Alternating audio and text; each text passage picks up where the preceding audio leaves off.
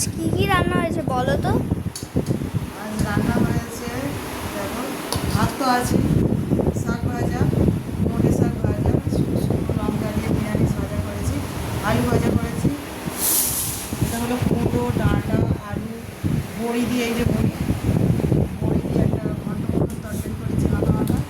আর করেছি, দেখো, আমার পছন্দের টক ডাল, আম ডাল আম করেছি। ডাল। এই যে আম দিয়ে টক ডাল করেছি, মুগ ডাল, মুগের ডাল। শনিবার বলে আগে নিরামিষ হয়েছে।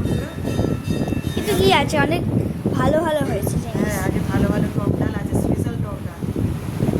সিনেমা তো এই সবজি কুমড়োর তরকারি খাবে না, শাক ভাজা খাবে না, তাই ওকে আলু ভাজা দিয়েছি আর এই টক আম ডাল ডাল। দেবো।